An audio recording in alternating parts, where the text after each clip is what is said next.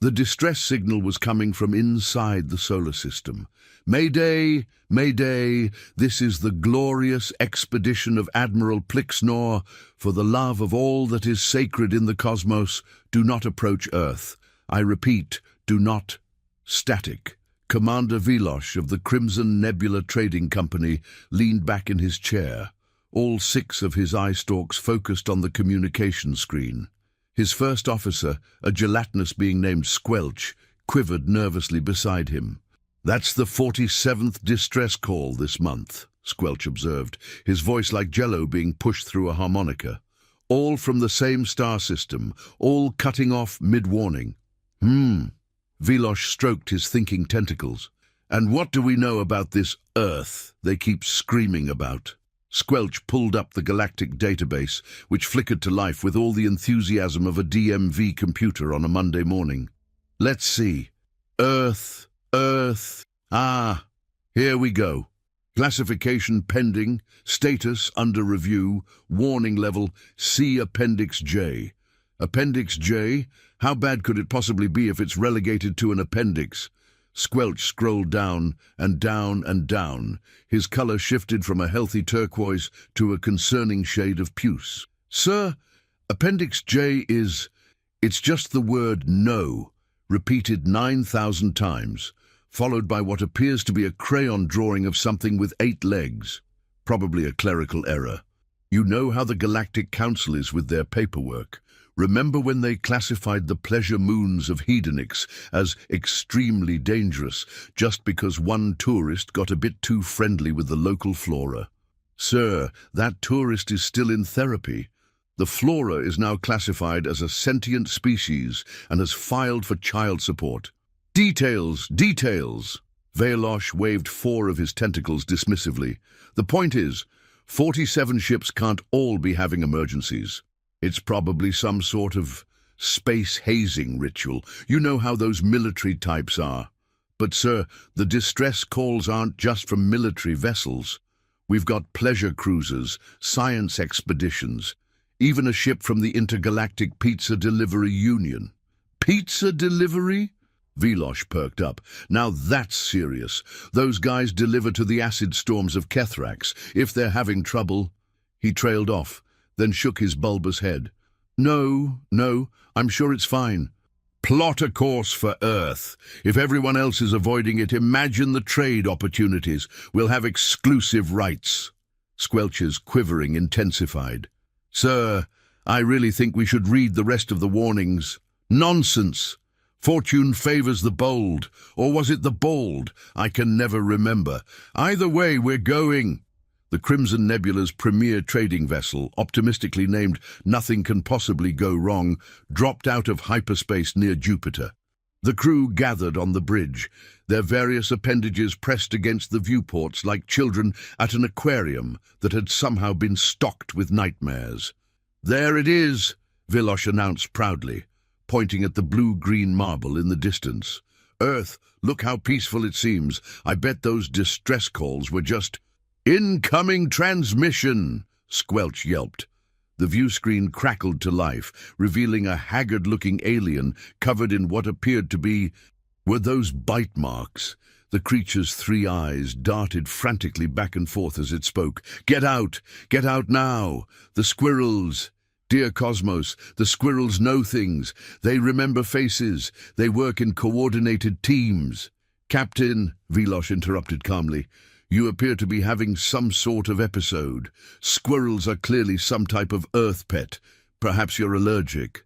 Pet? These things are organized. They have strategies. They took our food supplies and somehow figured out how to open our weapons locker. They're armed now. The transmission cut to static. In the background, just before it ended, they could hear what sounded like chittering and the distinctive sound of energy weapons being discharged.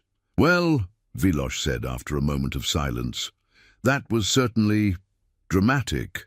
Probably just a misunderstanding. Different species have different ideas about personal space. I'm sure if we approach with proper first contact protocols... Sir, interrupted their security officer, a crystalline being named Shardwick. "I'm detecting several Earth broadcasts. Perhaps we should monitor them to better understand the local culture?" "Excellent idea. Put them on screen." What followed was 20 minutes of what Earth called news. By the end of it, half the bridge crew had requested immediate transfers to other departments, preferably ones that didn't involve leaving the ship ever again. "Let me see if I understand," Vilosh said slowly.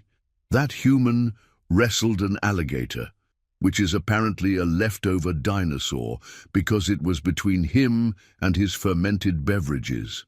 That's what it says, sir. And this other human jumped out of a perfectly functional flying machine with nothing but fabric to slow his descent. For fun. Apparently it's called skydiving, sir. Very popular.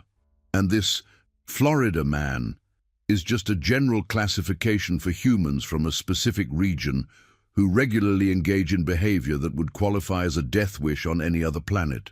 The statistics are quite impressive, sir. Yesterday alone, there were incidents involving jetpacks, alligators, and something called bath salts that apparently don't have anything to do with bathing. Vilosh's tentacles had tied themselves into a knot, a sure sign of stress in his species. Surely these are exaggerations, sensationalized for entertainment. "I'm afraid not, sir," Squelch added, pulling up more data. "I'm cross-referencing with their scientific databases. It appears Earth is home to approximately 400,000 species of beetles alone. That's more varieties of one insect than most planets have total life forms." "That seems excessive." "Oh, it gets better. They have something called bullet ants, whose sting is so painful that indigenous humans use them for coming-of-age ceremonies. You become an adult by voluntarily getting stung. Multiple times." "Voluntarily?" "And there's a creature called a platypus that's apparently a mammal that lays eggs and has venomous spurs. When Earth scientists first discovered it, they thought it was a hoax because even they couldn't believe something that ridiculous existed." "You're making that up." "I wish I were, sir. Oh, and there's a fish called a stonefish that looks exactly like a rock and can kill you if you step on it. The beaches in some areas have signs warning about them. Humans still go swimming there." "Why?" "Because, and I quote from their internet, the waves are gnarly, bro." Vilosh slumped in his command chair. "Are you telling me that humans live on a planet actively trying to kill them, and their response is to go looking for more dangerous things?" "It would appear so, sir. I'm finding something called extreme sports. Humans have taken every possible method of dying and turned it into a competition. They climb frozen waterfalls, they swim with sharks, they strap boards to their feet and hurl themselves down mountains. Surely their government stops this madness." "Their governments regulate it, sir. They make sure the equipment is safe enough that death is only probable rather than certain." The bridge fell silent, except for the hum of the engines and what might have been Shardwick quietly crying. "Right," Vilosh said finally, his voice carrying the forced cheer of someone trying very hard not to panic. "Well, we're traders. We don't need to go to the surface. We'll just make contact from orbit, establish trade relations and—" "Incoming vessels!" Squelch shrieked. Sir, they're primitive chemical rockets, but they're moving with purpose." On screen, what appeared on their view screen defied all logic. It was clearly a human spacecraft, held together with what looked like duct tape and optimism, with Bubba's space tours painted on the side in what appeared to be house paint. A smiley face had been drawn next to it. The smiley face was wearing a cowboy hat. Is that a Confederate flag painted on a spaceship?" Shardwick asked weakly. "What's a Confederate flag?" "I don't know, but the historical records suggest it means trouble." A communication channel opened. The face that appeared was human, sporting what could only be described as a mullet that had somehow achieved sentience, and a grin that suggested a fundamental misunderstanding of danger. "Yeah, hot diggity dog, we got ourselves some genuine aliens. You're here for the demolition derby on the moon." "The what?" Vilosh managed. Demolition derby. We crash cars into each other until only one's still moving. Except on the moon, you can get some serious airtime. Last week, Billy Joe achieved escape velocity. Haven't seen him since, but man, what a way to go. You crash vehicles. For fun. On your moon. Your only moon. Well, yeah. Earth got too many safety regulations. Can't even add proper rocket boosters without someone complaining about public safety and massive property damage. The moon's got more of a relaxed attitude. I need you to understand, Vilosh said slowly, that you're telling me humans got bored with nearly dying on a planet full of things trying to kill them, so you went to space to find new ways to nearly die? Pretty much. Hey, y'all want to join? We got a category for vehicles we ain't never seen before. Prize is a lifetime supply of beef jerky and a hat that says, I survived the lunar derby, and all I got was this stupid hat and massive internal injuries. We'll get back to you on that. Suit yourselves. If you change your mind, just follow the explosions. The human cut the transmission, and his ship peeled away, leaving a trail of what appeared to be empty beer cans floating in space. Sir, Squelch whispered, I think I understand why everyone's been sending distress signals. Zed, don't be ridiculous. One enthusiastic human with questionable safety standards doesn't mean, Sir, multiple contacts. They're coming from Earth. The view screen filled with dots, hundreds of them, all heading their way. What are they? According to their broadcasts, sir, it's something called First Contact Day. Apparently, word got out that aliens were in the system. And every human with a spacecraft, legal or otherwise, is heading our way. I'm picking up transmissions. They're organizing a potluck, sir. A what? A communal meal. In space, they're bringing dishes to share. With aliens they've never met. One of them is bringing something called lutefisk, which, according to my chemical analysis, is fish that's been dissolved in lye. Dissolved? It's considered a delicacy in some regions. Another is bringing haggis, which is, oh dear cosmos, it's sheep organs stuffed inside a sheep's stomach. They eat predator organs stuffed in predator organs? Sheep are actually herbivores, sir. That's worse. That means they're doing it for fun. The communication system lit up like a Christmas tree. Another Earth tradition that involved bringing dead trees indoors and setting them on fire, according to Squelch's increasingly frantic research. Hello, alien friends, came a cheerful voice. I'm bringing moonshine. It's alcohol so strong it's illegal in 37 states. But there ain't no states in space, so whoo? Greetings, space brothers, another called. I've got a casserole made from my grandmother's recipe. She survived the Great Depression by eating shoe leather, so she knew how to make anything edible. Hey, aliens, a third chimed in. I'm bringing my emotional support alligator. His name is Mr. Bitey. He's friendly unless you smell like chicken. Vilosh turned to his crew. His tentacles had not only tied themselves in knots, but had somehow formed a complex macrame pattern that his species usually only achieved during extreme psychological distress. Options, he asked weakly. We could run, Squelch suggested. Can we outrun them? Sir, one of their ships appears to be a modified 1987 Chevrolet Camaro with rocket engines duct-taped to the sides. By all laws of physics, it shouldn't even be able to achieve orbit, let alone match our speed, but it's currently gaining on us. How? The pilot is playing something called Freebird at maximum volume. I think the ship is moving out of sheer determination. That's not how physics works. Tell that to the humans, sir. Vilosh made a decision. Full retreat. Get us out of here. But, sir, what about the exclusive trade rights? Squelch, these people have turned their entire planet into an extreme sport and got bored. They eat poison for fun. They keep miniature wolves as companions. They've weaponized their music. There are no trade rights worth this. As the Nothing Can Possibly Go Wrong fired up its hyperdrive, the last transmission they received was from a human child who had somehow built a functioning spacecraft out of what appeared to be cardboard boxes and dreams. Oh, the aliens are leaving, but I made them friendship bracelets. They're made from poison ivy. It's pretty, but it makes you itchy. That's what friendship is all about. The ship jumped to hyperspace just as the first wave of human vessels reached their position.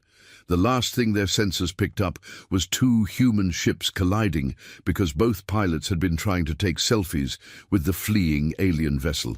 Incredibly, both pilots survived and were already planning to do it again.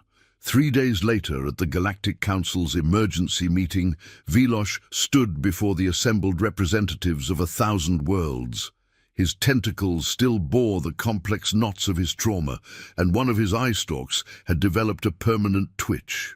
"Esteemed colleagues," he began, his voice shaking, "I come before you with an urgent recommendation regarding the planet Earth." "Yes, yes," the council chairman sighed.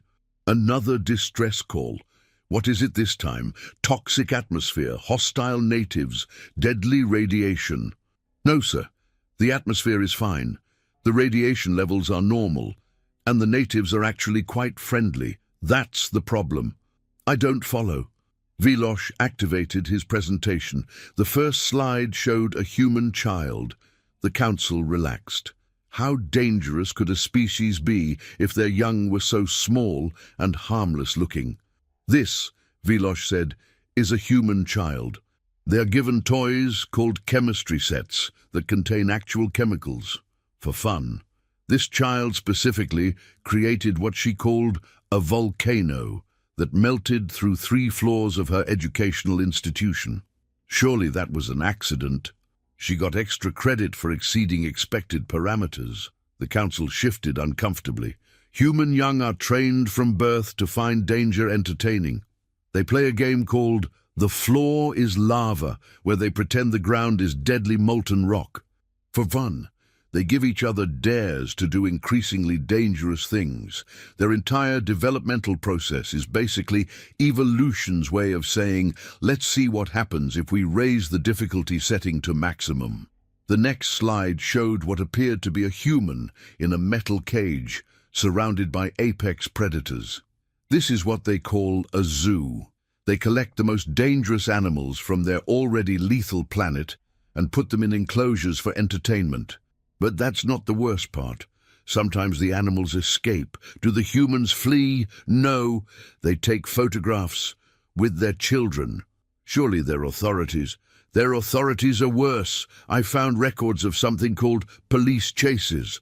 When a human commits a crime and flees, instead of using their technology to safely stop them, they engage in high-speed pursuits through populated areas.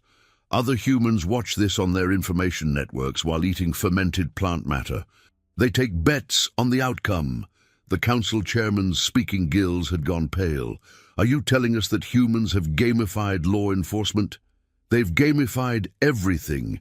They have competitive eating contests where humans consume dangerous quantities of food as fast as possible.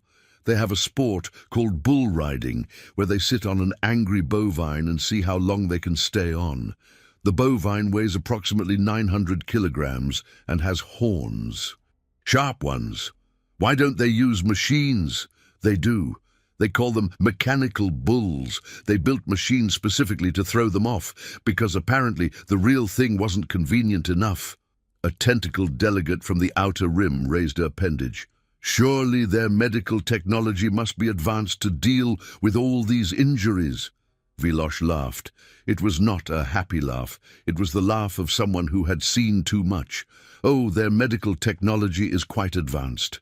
They use it to save people who do things like base jumping, which is jumping off tall structures with a parachute that might not open. They have entire medical specialties dedicated to what they call extreme sports injuries.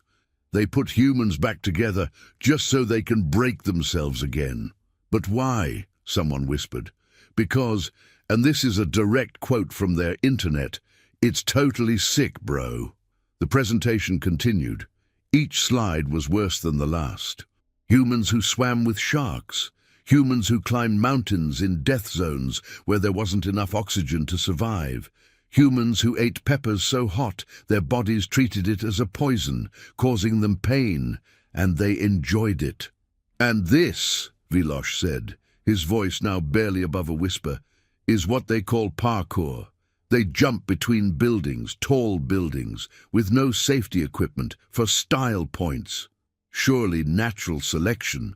Oh, that's the best part. Natural selection gave up. Humans broke it. They've created a civilization where the primary cause of death for young adults is doing something awesome. They have warning labels on everything because humans will try to do the opposite of what safety suggests. I found a warning label on a chainsaw that said, 'Do not attempt to stop blade with hands.'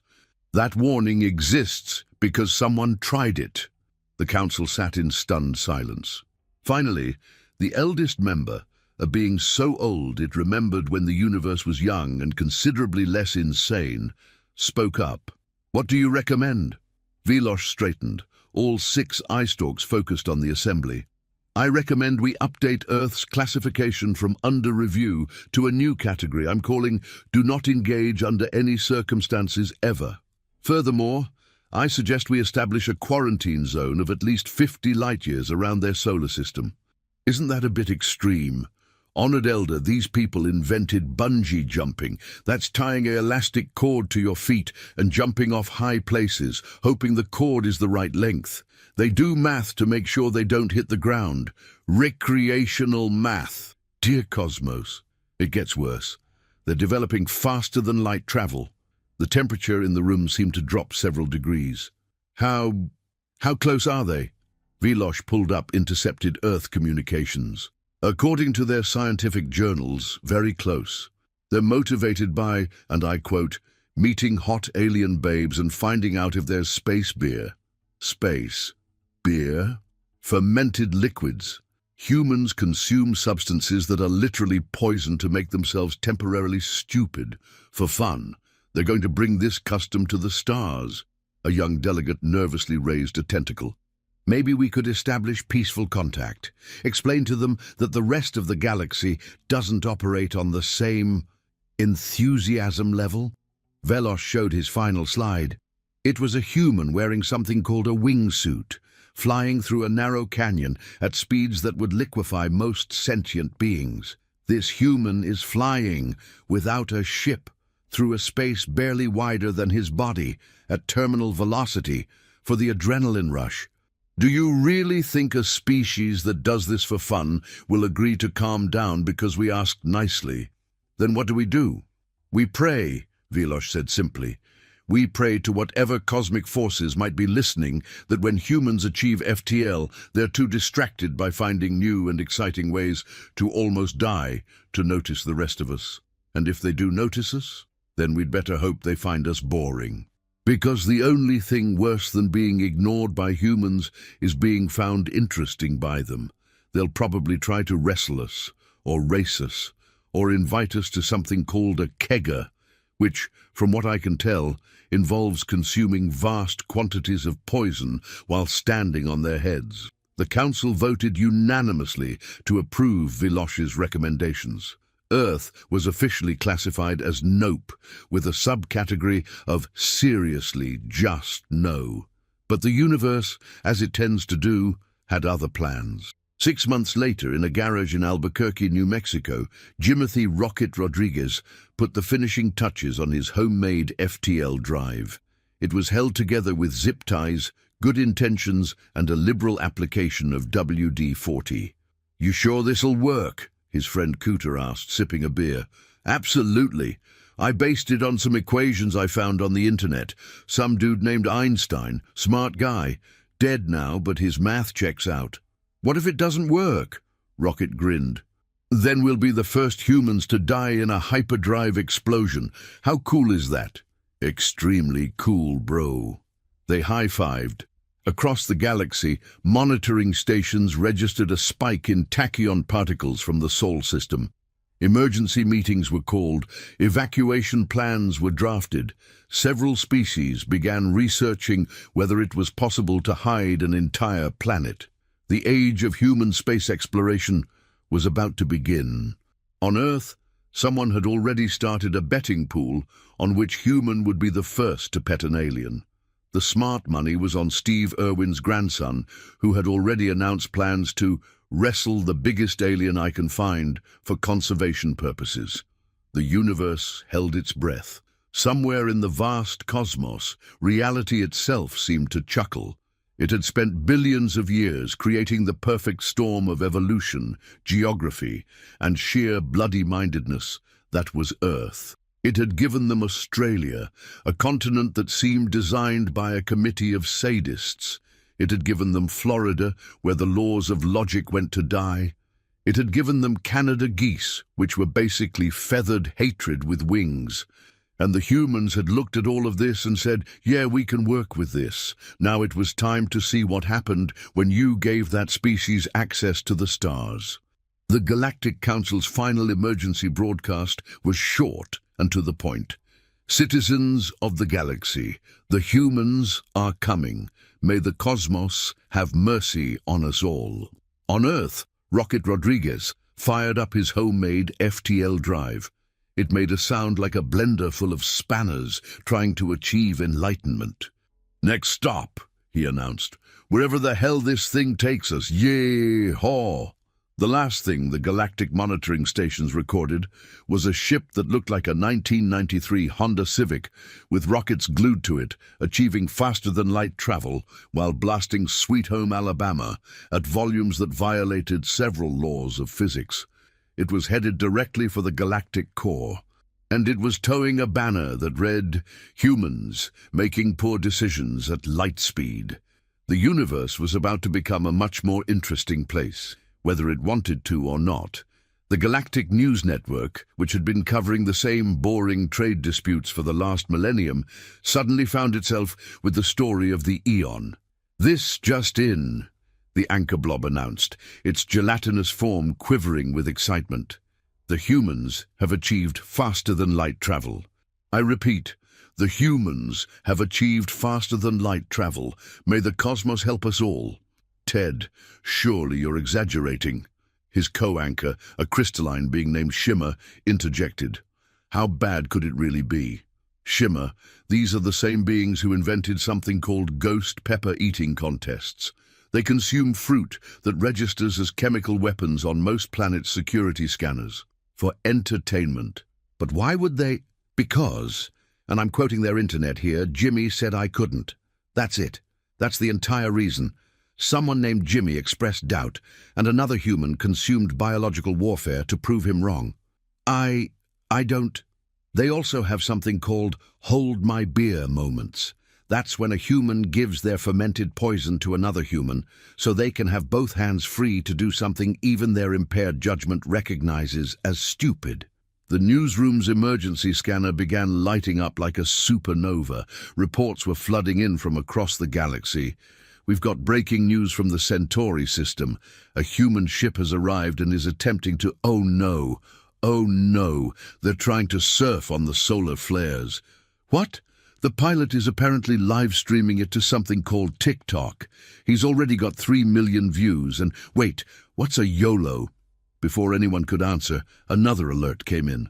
"The Andromedan Council is reporting that humans have discovered their harmony crystals, ancient artifacts that resonate with the music of the spheres, creating perfect peace and tranquility." "Well, that's good news at least. The humans have turned them into a musical instrument. They're using sacred relics that took millions of years to form to play something called Wonderwall." "They're what?" "The Andromedans are requesting military assistance. The humans won't stop, and apparently they're taking requests." Meanwhile, aboard the improvised FTL ship, Hold My Beer, Rocket Rodriguez and his crew were having the time of their lives. "Dude," Cooter exclaimed, staring at the view screen. "Look at all these aliens. They're everywhere." "I know, right? And they all look so serious. We should help them loosen up." "How?" Rocket's grin could have powered a small city. "I brought fireworks." "Fireworks? In space?" "Space fireworks. I modified them to work in a vacuum. Want to see what happens when you detonate 300 Roman candles inside a nebula?" "Absolutely." The crew of the Hold My Beer, which now included Rocket's cousin Julio, his girlfriend's brother Tank, and someone named Moondog, who no one remembered inviting but who had brought excellent snacks, set course for the nearest nebula. The Stellar Preservation Society had spent the last 10,000 years maintaining the Serenity Nebula as a perfect example of cosmic beauty. Its delicate wisps of gas and dust had been carefully cultivated to create a light show that drew tourists from across the galaxy. They were not prepared for humans. "What do you mean they're inside the nebula?" Director Zixnax demanded, his 12 eyes blinking in sequence, a sign of extreme distress in his species. "They flew right in, sir. Their ship is... It appears to be a converted recreational vehicle with FTL engines welded to the sides. It's playing music at volumes that are causing sympathetic vibrations in the gas clouds." "What kind of music?" "Something called the Final Countdown. They're timing their explosives to the beat." Explosives. What followed was the galaxy's first instance of what humans would later call cosmic pyrotechnics. The carefully maintained nebula erupted in a cascade of colors that spelled out "humans were here" in letters 3 light-years tall. It's actually quite beautiful," one junior technician admitted, before immediately being assigned to sensitivity retraining. The Galactic Council reconvened in emergency session. The former classification of nope was clearly insufficient. "Ladies, gentle beings and sentient gas clouds," the chairman began, "we need to discuss the human situation." "What situation?" demanded the Rigelian ambassador. "They've been spacefaring for less than a week, and they've already violated 17 sacred sites, challenged 3 warrior species to drinking contests, and someone named Big Mike has claimed an entire moon because, and I quote, 'nobody was using it and I need somewhere to park my truck.' Surely we can reason with them." "The Arcturus system tried that. The humans responded by teaching their children something called the Macarena. It's a dance that somehow violates the laws of rhythm itself. The Arcturians have requested mind wipes for their entire population." "What about containment?" "We tried. The Megallanic Guard set up a blockade. The humans saw it as a challenge. They're now using it as a space drag racing course. They're betting on who can make it through faster. Military action? Against beings who see danger as entertainment. They'd probably thank us for the excitement. Besides, have you seen their historical documents? They have something called Florida. It's a geographical region where chaos itself seems to have achieved sentience. If they can survive Florida, what chance do we have?" A junior aide rushed in, tentacles flailing. "Sirs, madams, various honorifics, we've got a situation." "Another one?" "The humans have discovered the void of eternal silence." The room temperature dropped by several degrees. The void of eternal silence was the galaxy's most forbidden region, a place where reality itself was thin, where whispers of madness echoed through the cosmic dark. "Don't tell me. They're having a rave, sir. They've set up what they call the universe's sickest sound system, and are using the void's acoustic properties to create what they're calling existential bass drops." "How is that even possible?" They said, and I quote, "nobody told us we couldn't." They're selling tickets. The nihilists of Proxima have already bought season passes. The chairman slumped in his chair, a gesture that required considerable effort given his lack of a traditional skeleton. "Is there any good news?" "Well, sir, the humans do seem friendly. They keep trying to share something called beef jerky with everyone they meet. Our xenobiologists are still trying to figure out what it is, but the humans assure us it's good eating." "Have we tried it?" "The Zephron ambassador did. He's been speaking in what the humans call yeehaws ever since, and has requested a cowboy hat. We're not sure what that is, but he's very insistent." Back on Earth, the news of successful FTL travel had spread like wildfire, or more accurately, like a gender reveal party in California, which is to say rapidly and with unintended consequences. Every human with access to a welding torch and a dream was building their own spacecraft. The government's attempt to regulate space travel lasted approximately 17 minutes before someone pointed out that space technically didn't have any traffic laws. If there ain't no space cops, there ain't no space laws, became the rallying cry of what historians would later call the hold my beer era of human expansion. In Australia, a group of locals had decided that if humans were going to space, they were bringing the important stuff with them. Right, mate, Bruce explained to his cobbers. We're going to need to establish proper Australian representation up there. Can't have these aliens thinking we're all like those Seppo cowboys. What are you thinking? Drop bears. Bruce, drop bears aren't real, Bruce grinned. The aliens don't know that. Thus began Project Drop Bear, which would later be credited as the single most effective psychological warfare campaign in galactic history. Within months, every alien species had heard whispered tales of the dreaded drop bears, carnivorous koalas that would fall from trees and go for the jugular. The fact that humans had to keep explaining that drop bears were a joke only made it worse. After all, if humans, who kept venomous spiders as pets and swam with sharks, were afraid of something, it must be truly terrifying. Meanwhile, the Rodriguez family had become the unofficial human ambassadors to the galaxy, largely because they kept showing up everywhere. "Rocket, my boy," Jimothy's grandmother said over the FTL communicator. "You're making the family proud. But why haven't you found any nice alien girls to bring home? Your cousin Maria just married a Centaurian. Beautiful wedding. The tentacles really brought out her eyes." "Abuela, I'm trying to explore the galaxy here." "Explore, schmexplore. You're 32. When I was your age, I already had 3 kids and had wrestled my first alligator. That's not a normal milestone, Abuela." "Nothing about our family is normal, mijo. Your Uncle Roberto just opened the galaxy's first human restaurant on Kepler Station. He's serving authentic Earth food." This news would later be recorded in galactic history as the incident. Uncle Roberto's authentic Earth cuisine introduced alien life to concepts like ghost pepper buffalo wings, deep-fried butter, and turducken. The Kepler Station medical bay reported a 3,000% increase in cases of what they termed human food syndrome, a condition where aliens' bodies simply gave up trying to process what humans considered edible.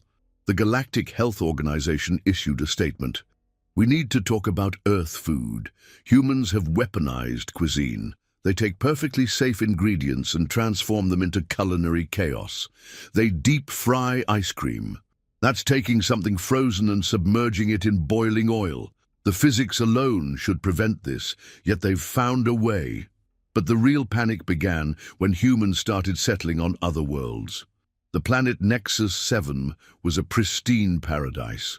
Perfect climate, no predators, abundant resources. The Nexari who lived there had achieved a state of perfect harmony with their environment over millions of years of careful cultivation. It took humans exactly 6 days to ruin it. "What do you mean they're trying to domesticate the crimson death vines?" the Nexari Prime Minister asked, his chromatophores flashing distress patterns. "The human colonists say they remind them of something called kudzu from Earth. They're trying to train them to grow in specific patterns. One human said she's going to make them spell out, 'Welcome to Margaritaville.' But crimson death vines dissolve organic matter on contact. The humans are wearing what they call protective gear. It appears to be denim jeans and leather jackets. Somehow it's working. That's impossible. Sir, I'm starting to think humans have a different relationship with the concept of impossible. They seem to view it as a suggestion rather than a law of nature." The situation escalated when the humans discovered that crimson death vines, when properly fermented, created a substance that was mildly intoxicating to humans, but basically rocket fuel to everyone else. Death vine wine became the galaxy's most dangerous controlled substance. The Galactic Council tried to ban it, but humans had already set up a thriving black market, complete with promotional slogans like, "It'll kill you, but what a way to go," and "Death Vine Wine, when regular poison just isn't enough." On the ice world of Frigidia, humans did something even worse. They looked at a planet covered in continent-sized glaciers, where the average temperature was -200 degrees, where the wind could strip flesh from bones, and they said the words that would haunt the native Phrygidians forever.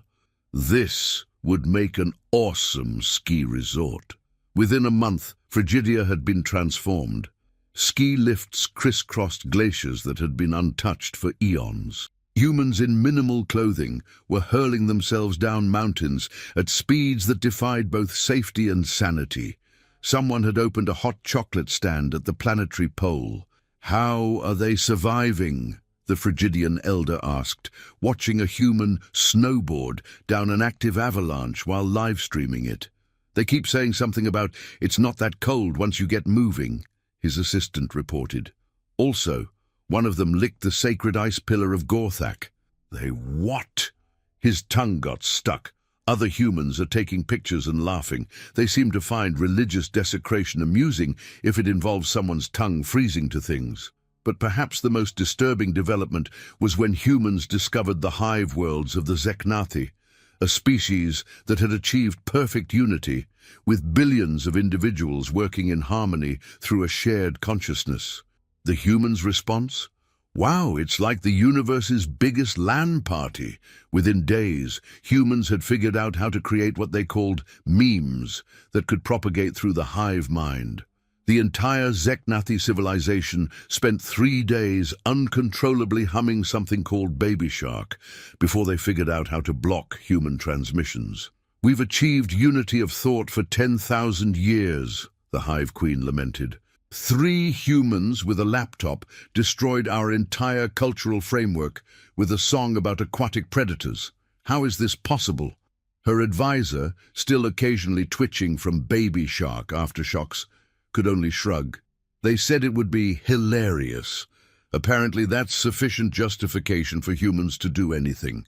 The breaking point came when humans discovered the Galactic Archives, a massive space station containing the accumulated knowledge of 1,000 civilizations, gathered over millions of years. It was a sacred place of learning and contemplation. Humans immediately asked if it had Wi-Fi. "What do you mean you're speed-running the archives?" Chief Librarian Corthax asked, watching in horror as humans raced through the halls. "It's a competition," one human explained, while literally sliding down a priceless crystalline data spine. "First person to find the meaning of life wins." The meaning of life isn't just sitting in a filing cabinet somewhere. That's what someone who hasn't found it yet would say. Also, your fiction section is weak.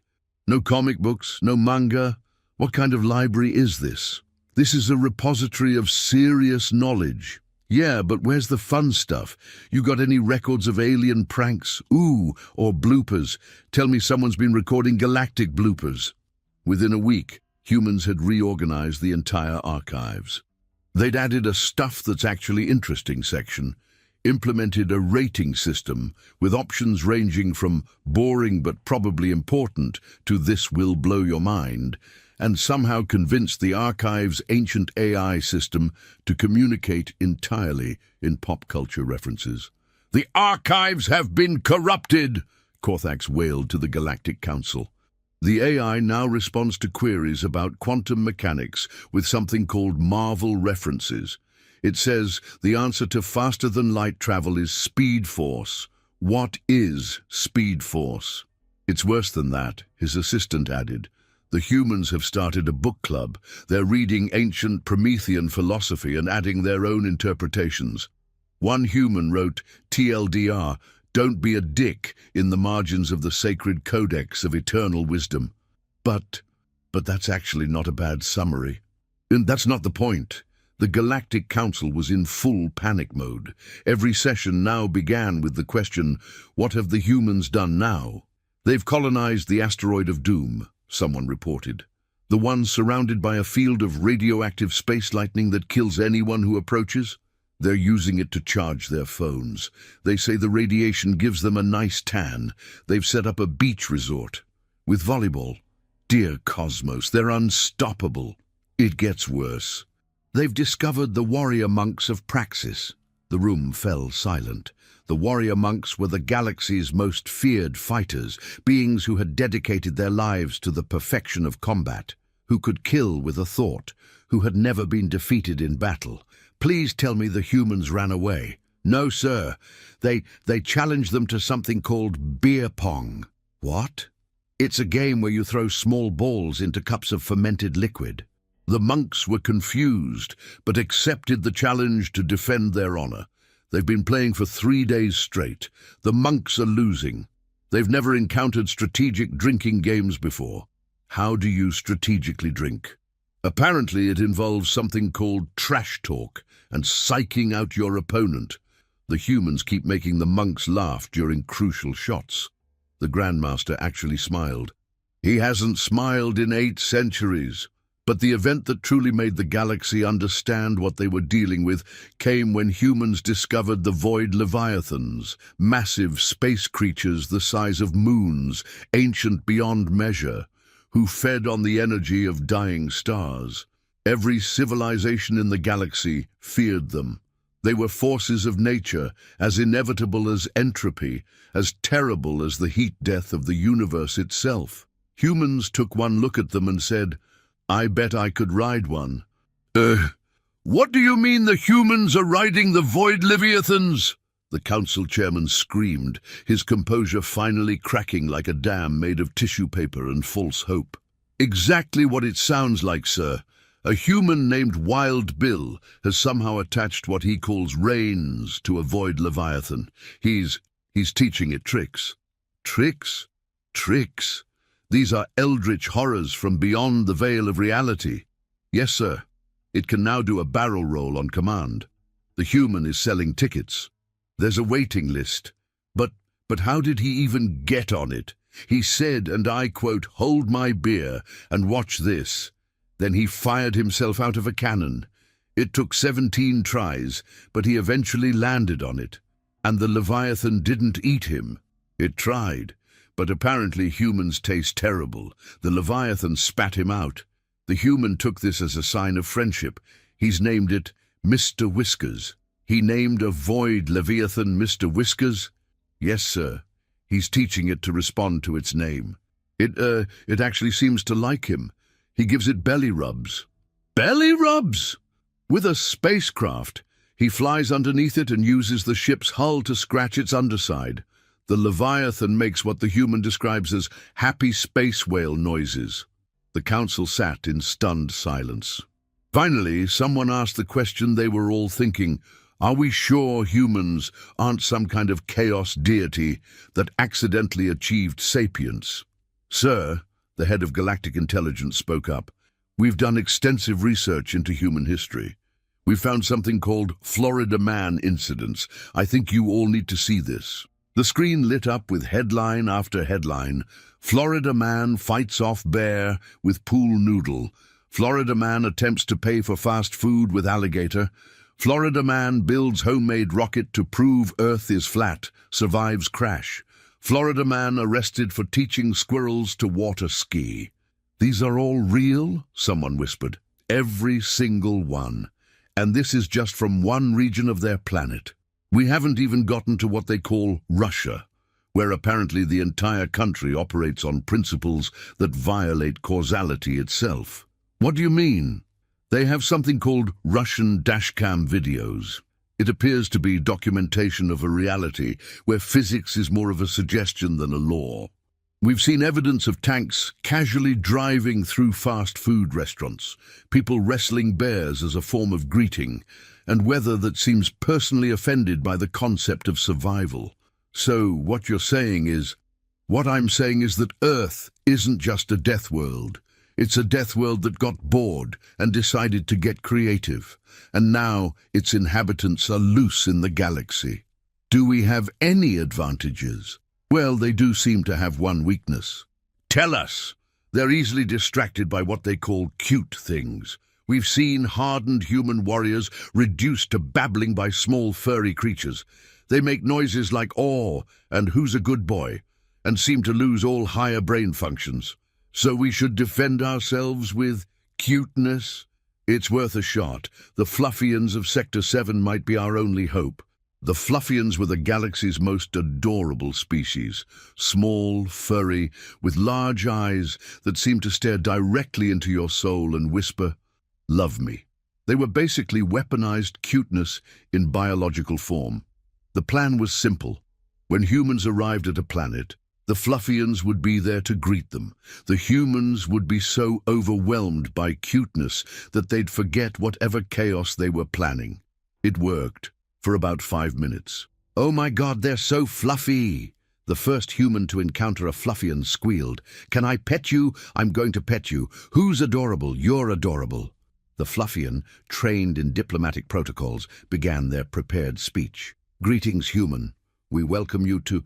It talks. The fluffy thing talks. This is the best day ever. Can I take you home? Do you like treats? What kind of treats do you like? I will get you all the treats." What? "You're coming with me. We're going to be best friends. I'm going to teach you human games. Do you know fetch? No? I'll teach you fetch." Within hours, every human in the sector had adopted a Fluffian. The Fluffians, who had expected to be treated as diplomatic envoys, found themselves being carried around in what humans called baby Bjorns, dressed in tiny outfits, and taught to play something called peekaboo. This isn't what was supposed to happen," the Fluffian ambassador said, though his dignity was somewhat undermined by the fact that he was wearing a tiny cowboy hat that a human had crocheted for him. "What do you mean?" asked his human owner, a woman named Brenda, who had already taught him 3 card tricks and was working on a 4th. "Aren't you having fun? Who's a good ambassador? You are. I have 3 PhDs in xenodiplomacy. And you're so smart. Yes, you are. So smart. Want to learn how to skateboard?" Actually, yes, that does sound kind of fun." And that was how the galaxy's most sophisticated diplomatic corps became the galaxy's most pampered pets.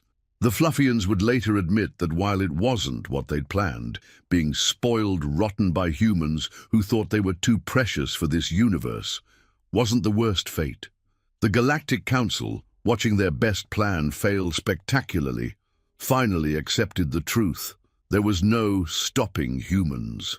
They were a force of nature, like gravity or entropy, if gravity and entropy had a sense of humor and a complete disregard for safety protocols. "So what do we do?" the chairman asked, defeat in every one of his vocal cords. "We adapt," the eldest member said. "We survived the heat death of Universe 3. We survived the great cosmic sneeze. We can survive humans. We just need to think like them." How do we think like beings who looked at the void of space and thought needs more explosions? We don't.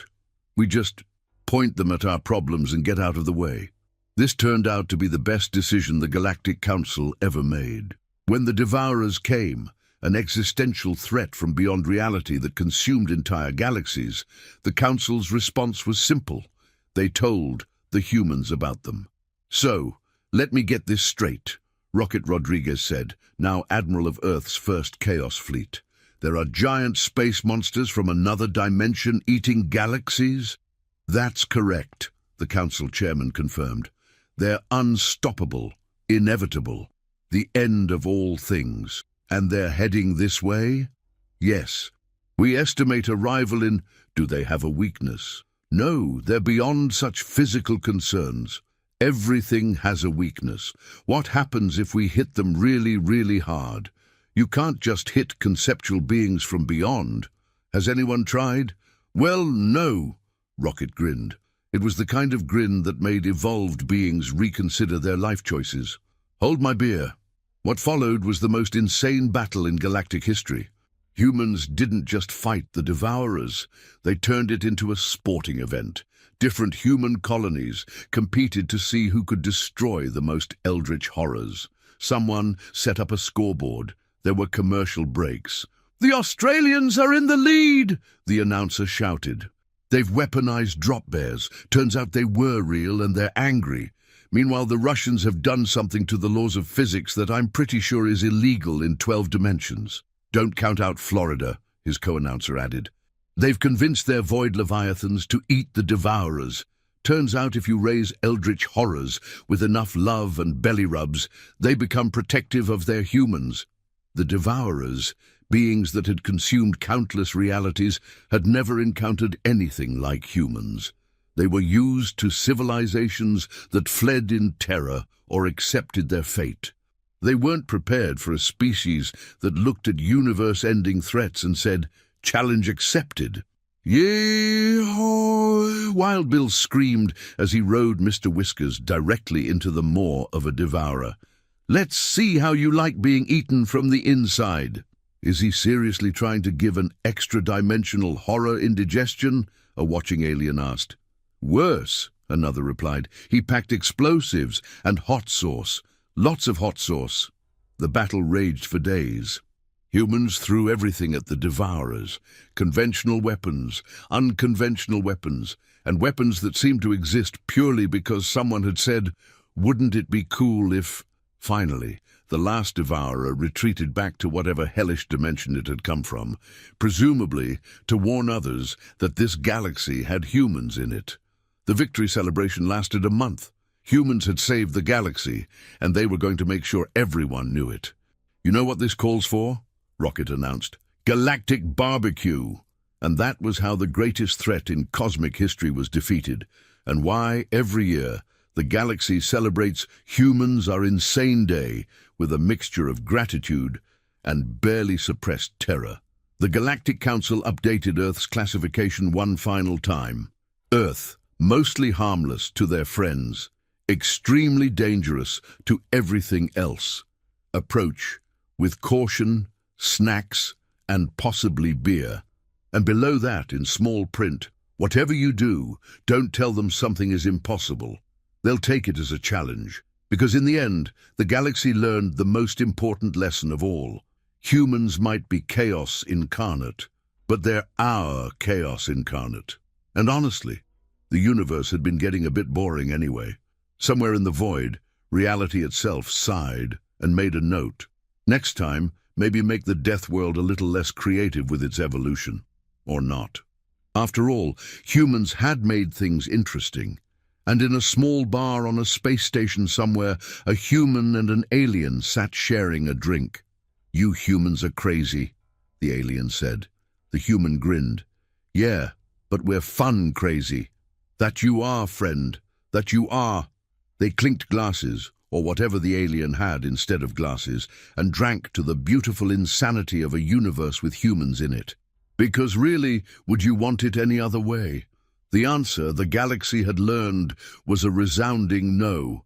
After all, "hold my beer" had become the most terrifying and exhilarating phrase in the known universe, and humans were just getting started.